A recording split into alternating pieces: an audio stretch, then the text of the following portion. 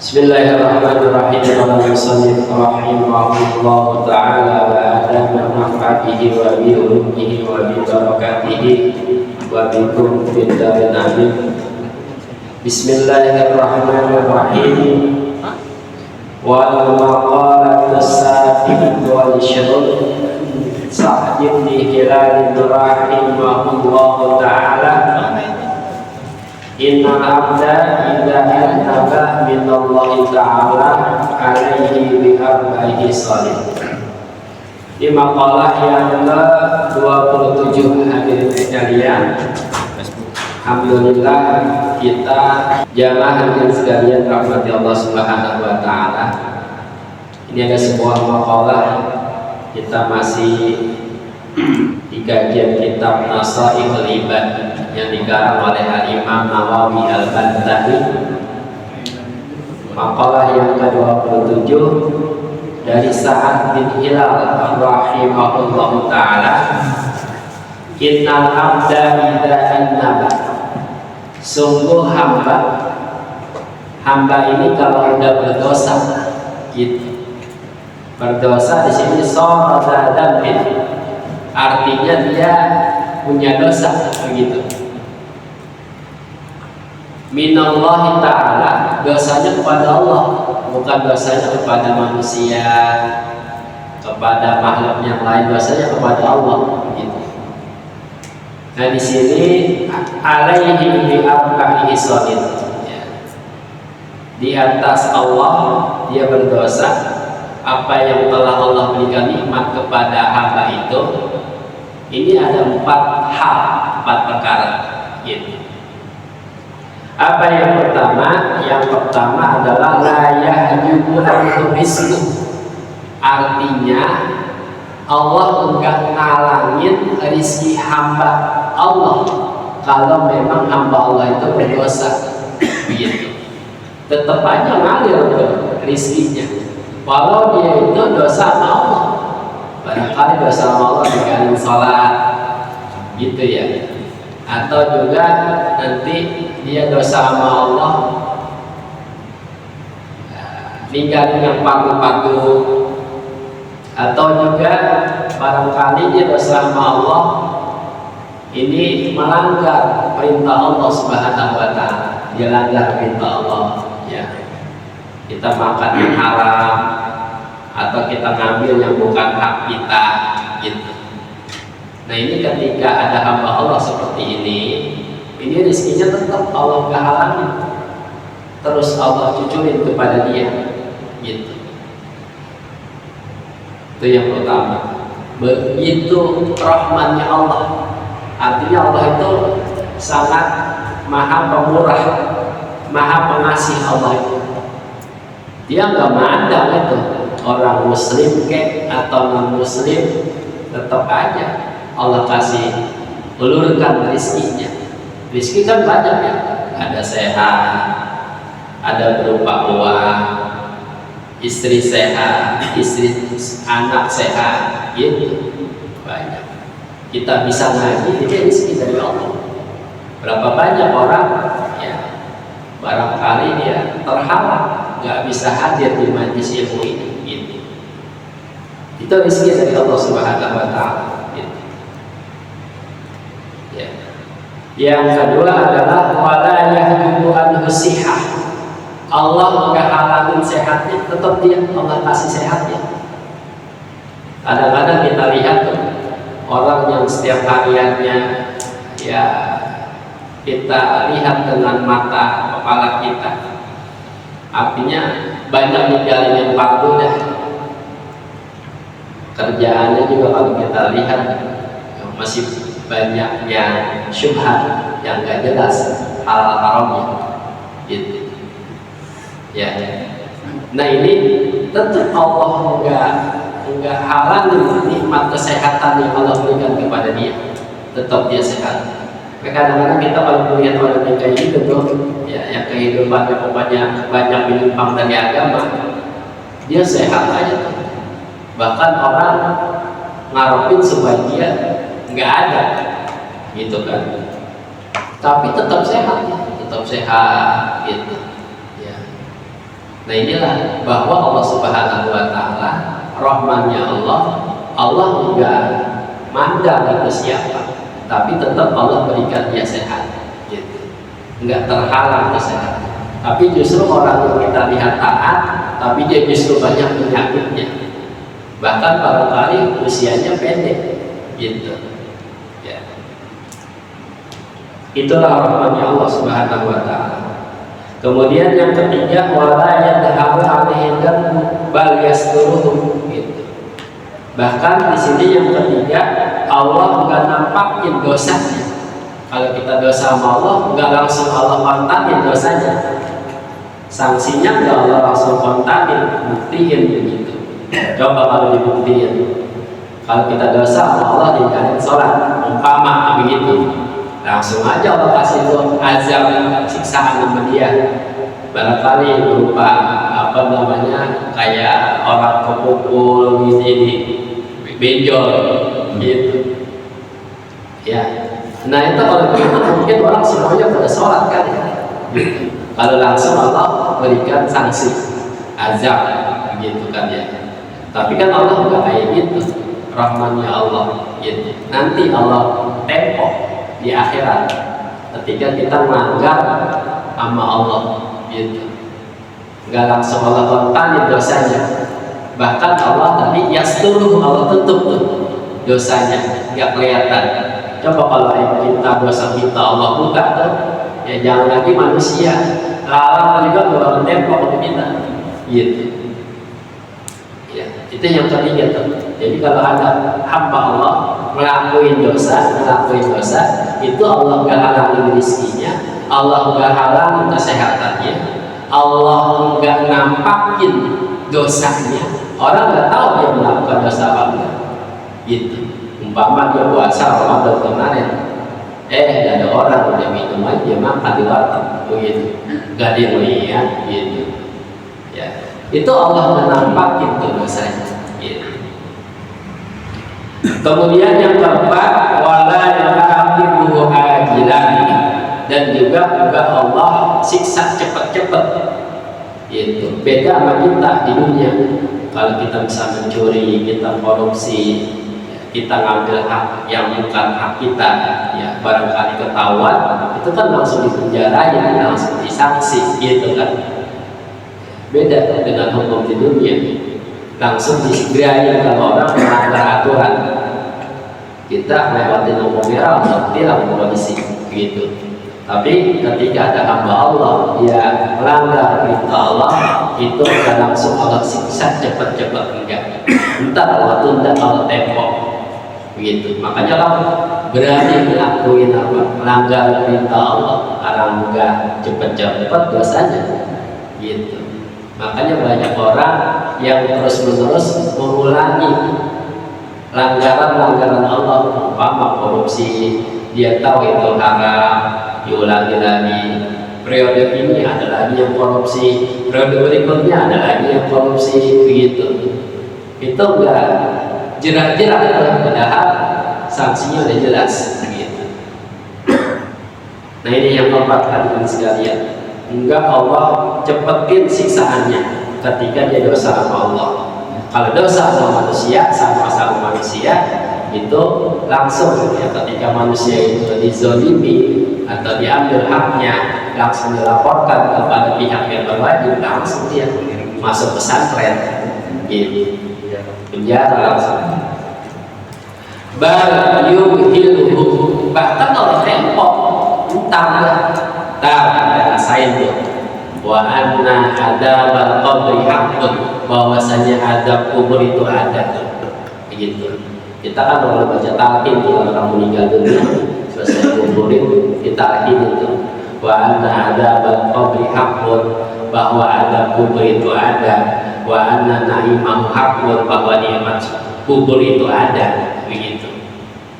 Jadi entar Allah tempo ketika kita sudah berada di alam barzah, gitu. Alam dunia mah belum, Allah ulur terus tuh dia tuh, gitu. Ketika itu dia sadar dan dia insafnya, gitu. Jadi wa yamuduhum fi tugyanihim, Allah ulurin dia di dalam kezalimannya, gitu. Berapa banyak orang yang kita harapkan ketiadaan keberadaannya, begitu kan ya? Karena memang dia banyak melanggar-langgar perintah Allah. Tapi Allah terus rezekinya, sehatnya, dosanya nggak Allah tampakin, siksaannya nggak Allah cepetin, entar gitu.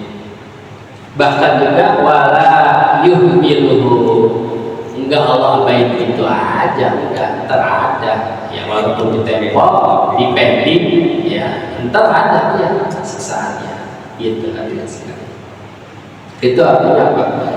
Keimanan kita dicoba sama Allah gitu. Bisa nggak kita ini sesuai dengan rule-nya, aturannya, jalannya gitu. Memang ya ketika kita berada di dalam kehidupan dunia itu kan banyak terjalan, kita harus hadapi itu semua gitu. Itu hadirin sekalian, jadi ada 4 ya, ketika hamba Allah berdosa kepada Allah, Allah kasih nikmat dia, Allah kasih anugerah dia gitu. Tapi rizkinya enggak Allah halangin, sehatnya enggak Allah halangin, dosanya enggak Allah tampakin, siksaannya enggak Allah percepat gitu. Aman betul, aman kita dunia, ntar di akhirat. Wa hukiya anna Adam alaihissalam, dihikayatkan bahwa Adam alaihissalam qala innallaha a'ta ummatan Muhammadin arba'a karamatin. Ada sebuah hikayat hadirin sekalian. Hikayat ini Adam alaihissalam, Allah sungguh memberikan kepada umat Muhammad ada 4 karomah gitu. Ada 4 karomah yang Allah berikan kepada umat Nabi kita Muhammad sallallahu alaihi wasallam, termasuk kita ini gitu. Apa 4 karomah itu? Ma'aqaniha, Adam juga pernah diberiin nama Allah karomah itu, salah satu dari yang 4. Hanya umat Nabi Muhammad. Apa yang pertama? Yang pertama adalah qabulu taubatika Nabi Makkah. Yang pertama adalah diterima taubatku, si Adam diterima taubatnya wakana di Makkah. Adam ketika itu di Makkah. Ketika Adam itu melanggar dosa di surga gara-gara istrinya apa? Memakan buah khuldi begitu. Nah, kemudian Adam juga terkena gitu hadirin sekalian. Ya, maka kan langsung tuh Allah turunkan dia kemana? Ke dunia kan gitu. Nah, itu Adam alaihissalam diterima taubatnya ketika di Mekah gitu. Beda dengan umat kita Nabi Muhammad SAW, itu dia fi kulli makanin fayuqbal taubatuhu. Di tempat manapun ketika umat Nabi Muhammad melakukan dosa, melakukan salah, melakukan maksiat, Allah terima dosanya, Allah terima taubatnya gitu. Tapi kalau Adam, dia diterima taubatnya tempatnya terkhusus tertentu, yaitu di Mekah gitu. Kita kalau ngelakuin dosa di kampung gua, sebelah mana aja tempatnya Allah terima kalau kita bertobat gitu. Makanya kan tobat itu ya diantaranya kita an-nadam, nyeselin atas apa yang kita perbuat. Kemudian juga yang kedua ya, taubat itu adalah kita al-azam, bertekad jangan sampai kita melanggar lagi gitu. Kemudian yang ketiga itu kita adalah Allah yang udah nggak boleh kembali lagi kepada perbuatan yang pernah kita perbuat gitu. Yang keempat adalah istighfar, kita minta ampun kepada Allah Subhanahu wa Ta'ala gitu ya. Ketika 4 itu kita laksanain, berarti kita sudah sungguh-sungguh tobat kita kepada Allah Subhanahu wa Ta'ala gitu. Kalau kita punya salah sama Allah, ya kita istighfar. Kalau kita misalnya punya utang fardu, ya kita bayar. Kalau kita punya salah sama manusia, minta maaf. Kalau kita punya utang sama manusia, kita bayar utang kita gitu. Makanya itu ada syair, wajib di taubat lil Ghazali, perbaikilah taubat kita itu bagi ketika kita itu melakukan dosa. Wala tayasan an rahmatil ghafari, jangan kita putus asa dari rahmat Allah Subhanahu wa taala. Jangan. Allah itu Maha Ghafar, Maha Pengampun, gitu ya. Jadi yang pertama, karamah pertama diberikan kepada umat Nabi kita Muhammad SAW adalah dimanapun kita melakukan kesalahan, kemudian kita itu langsung bertobat, Allah terima tobat umat Nabi Muhammad. Sedangkan tobat yang ada itu dia tempatnya khusus, yaitu di Mekah.